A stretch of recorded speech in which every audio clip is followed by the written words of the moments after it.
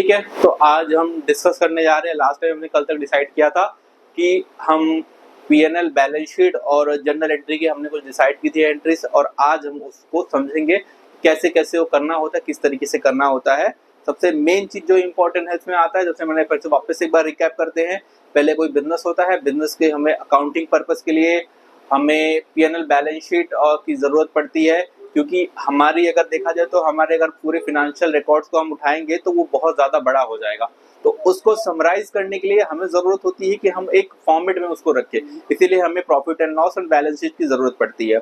अब profit and loss balance sheet मैंने कल डिसाइड किया था, तो एक बार रिकैप करते हैं। हमारा एक बिजनेस है, अगर बिजनेस के लिए अगर हमें अकाउंटिंग पर्पस करना है तो कोई सामान हमें पहले परचेज करना पड़ेगा, फिर हमें सेल करना पड़ेगा, एंड बिजनेस पर्पस के लिए अगर हमें कोई चीज बिजनेस स्टार्ट कर रहे हैं तो पहले हमें कोई सामान परचेज करना पड़ेगा, फिर हमें कोई सामान सेल करना पड़ेगा, उसकी जगह कुछ एक्सपेंसेस हो गए, देन हमारा नेट प्रॉफिट निकल के आएगा।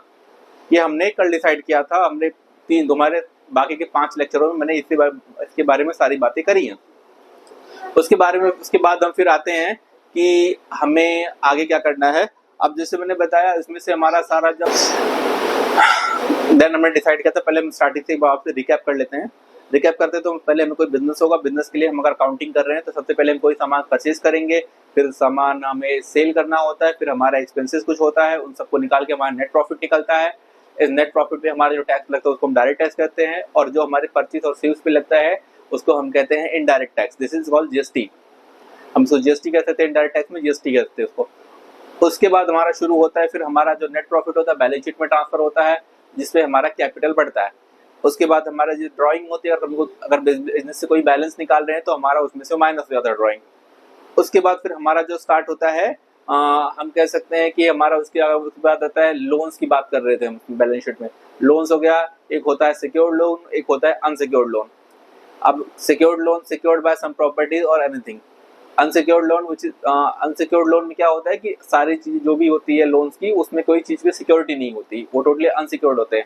उसके बाद हम आते हैं फिर करंट लायबिलिटी में हमारा आता है फंडी क्रेडिटर आता है, इसमें और भी बहुत सारी चीजें आएंगी और हम हेडिंग की बात करेंगे। उसके बाद हमारा एसेट साइड में आता है फिक्स एसेट्स आता है, इन्वेस्टमेंट आता है। उसके बाद फिर हमारा आता है करंट एसेट्स। करंट एसेट्स में क्या आएगा, आपका कैश एंड बैंक बैलेंस और हमारे फंडी डेटर्स वगैरह होते हैं। अब हम चलते हैं डिसाइड करने के लिए कि हमारा उसके आगे हमने आज डिसाइड करना है कि हम जर्नल एंट्री कैसे करते हैं। जर्नल एंट्री मैंने कल आपको बताया था, कल हमने जर्नल एंट्री आपको बताया था कि जर्नल एंट्री कैसे करेंगे। तो जर्नल एंट्री में सबसे पहले क्या होता है, हम कोई सामान परचेज करते हैं। अब मैंने कहा था हमेशा हम जो एंट्री करेंगे वो डबल एंट्री सिस्टम होगा। तो जब हम कोई सामान परचेज करते हैं तो उस वक्त क्या होता है, हमें एक एंट्री करनी होती है, purchase account debit to sundry creditor account. क्यों? क्योंकि हम कोई सामान परचेज कर रहे हैं तो सामने को हमें पैसा देना है, सामने वाले को पैसा देना है तो क्रेडिटर खड़ा होता है। सेकंड एंट्री मैंने बताई थी, जब हमने कोई सामान परचेज किया है तो उसके समय उसके अगेंस्ट हमें पेमेंट भी करना पड़ेगा। हमने जब भी कोई पेमेंट सामने करेंगे तो क्या होगा, हमारी जो लायबिलिटी है वो फंडी क्रेडिटर जो हमारे वो कम होंगे। तो हमारा क्या घटेगा, हमारा एसेट्स में से क्या, हमारा कैश बैंक, हमारा जो बैलेंस आएगा वो हमारा घटेगा उसमें से। उसके बाद फिर हम आते हैं कि हमारी थर्ड एंट्री आती है इसमें से सेल्स की एंट्री। अब क्या होता है कि जब हम कोई सामान सेल करते हैं तो हमें उसको पैसा आता भी है। जब हम कोई सेल सामान किया तो हमारा फंडी डेटर खड़ा हुआ, तो इसमें क्या आती है, sundry debtor account debit to sales account. अब इसमें क्या हुआ, हमारा फंडी डेटर खड़ा हुआ। फंडी डेटर भी एक टाइप का एसेट्स, करंट एसेट्स है जो अभी आया नहीं है बट फ्यूचर में आने वाला है, वो भी हमारा एसेट्स हो गया। तो जब कोई फंडी डेटर से हमें पेमेंट आता है तो क्या होता है कि उस समय पे हमारा जो फंडी डेटर है वो कम हो रहा होता है, क्योंकि हमें पैसा जो आने वाला तो आ चुका है। इससे हमारा कैश एंड बैंक बैलेंस हमेशा बढ़ता है, तो इससे हमारा एसेट्स बढ़ता है और फंडी डेटर्स कम होते हैं। अब जो आगे की एंट्री है वो हम करने वाले हैं आज जर्नल एंट्री, जो मैं आपको बताऊंगा पूरी तरीके से।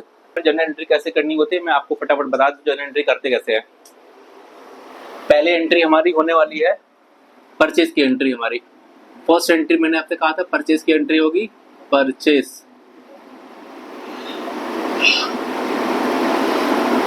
की फर्स्ट एंट्री कैसे होती है आपकी, परचेज अकाउंट डेबिट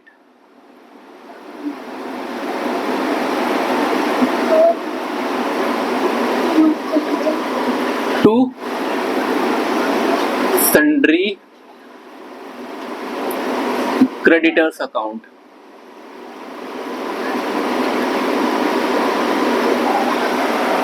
अब जैसे हमारी फर्स्ट एंट्री होगी, अब इसके अगेंस्ट में क्या हमें बैलेंस, जब हमें कोई सामान परचेज किया तो हमें पैसा भी देना होगा, तो फिर उस वक्त क्या एंट्री होगी, हमें हमारा ये सन्ड्री क्रेडिटर वापस से डेबिट हो जाएगा, क्योंकि हमारे जो लायबिलिटी है वो हो रही है कम। तो sundry creditors account debit to cash bank account,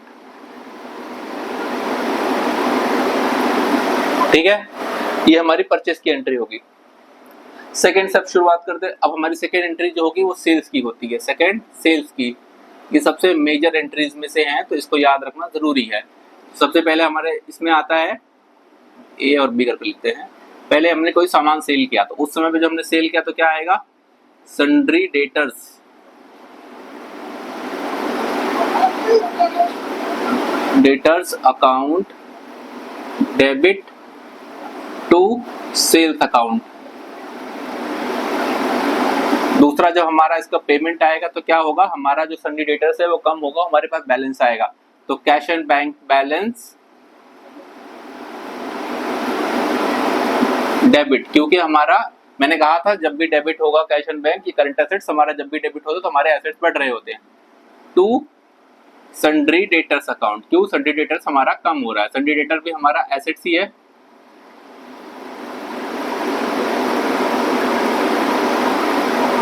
sundry debtors भी हमारे एसेट्स है। अब ये हमारा सन्ड्री डेटर क्रेडिट किया तो हमारा सन्ड्री डेटर कम हो गया, और इसी तरीके से हमारा कैश बैंक बैलेंस बढ़ गया। सबसे मेजर एंट्रीज यही है, इन सब में सबसे मेजर एंट्रीज में यही होंगी। अब इन चीजों को हमें समझना है मेन तरीके से कि क्या क्या, जिसमें से सारी की सारी जितनी भी चीजें होंगी सब इसी के ऊपर बेस होंगी, सब इसी के ऊपर डिपेंडेंट होगी। तो ये चार एंट्री सबसे ज्यादा इंपॉर्टेंट है, बाकी की सारी एंट्री एकदम इजी है, कुछ नहीं। यही मैंने आपको कॉन्सेप्ट बताया था, जब भी क्रेडिट होगी तो लायबिलिटी बढ़ेगी, तो उस वक्त क्रेडिट होगा।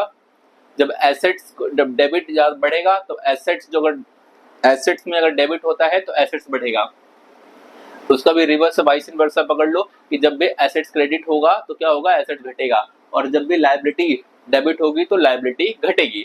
यही चीज करके हमें चलना है। बाकी जितने भी प्रॉब्लम्स हम सॉल्व कराऊंगा उसमें मैं आपको जनरल एंट्री सारी बता दूंगा, और इन कॉन्सेप्ट के अलावा और भी कुछ आने वाला नहीं है।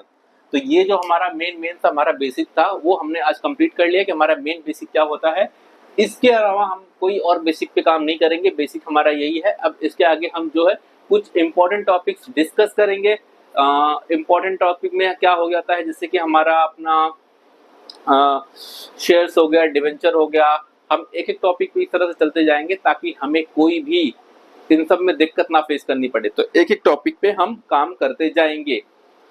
पहले हमारा शेयर्स है, फिर डिवेंचर है, ये सारे टॉपिक्स पे हमें काम करना है।